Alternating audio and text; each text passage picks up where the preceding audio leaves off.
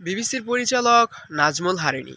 হেরে গেছি আমরা, হেরে গেছে বাংলাদেশ, জিতে গেছে ভারত, জিতে গেছে ভারতীয় দালালরা। বিতর্কের শুরুটা হয়েছিল মুস্তাফিজকে কলকাতা নাইট রাইডার্স থেকে বাদ দেওয়া নিয়ে। আইপিএল থেকে মুস্তাফিজকে বাদ দেওয়া নিয়ে শুরু হয়েছিল বিতর্কের সেই বিতর্ক, এবং সেই বিতর্কে দেশ হয়েছিল দুইটি ভাগে বিভক্ত। এক হচ্ছে ভারতের প্রেমী, আরেকটা হচ্ছে বাংলাদেশপন্থী। আর নাজমুল ছিল সেই বিতর্কের মূল কেন্দ্র।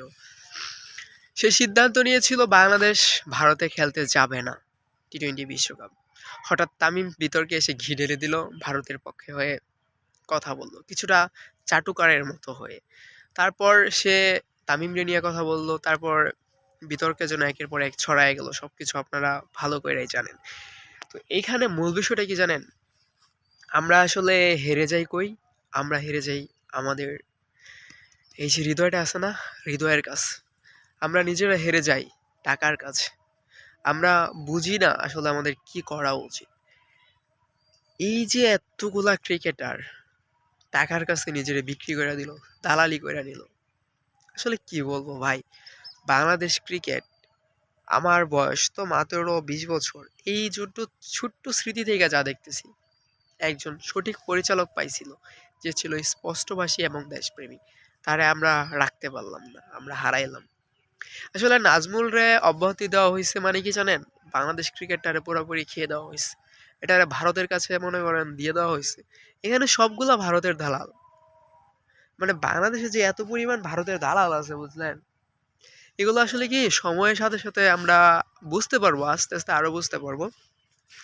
খুব বেশি কিছু বলে আসলে লাভ নাই। মূল যেটা ছিল, আমরা হাইরা গেছি। সত্যি কথা জানেন কি, আমরা হাইরা গেছি। আমাদের দেশে এত পরিমাণ ভারতের দালাল আছে যা আসলে কল্পনার বাইরে। দেখবেন সময়ের সাথে সাথে আরো অনেক অনেক ভারতের দালাল বাইরেও, এরা আমরারে শেষ করে দিব। ভারতের দালাল দিয়ে বাংলাদেশ ভরে গেছে। আমরা উচিত দালাল মুক্ত করা সব জায়গা থেকে, প্রত্যেকটা অঙ্গন।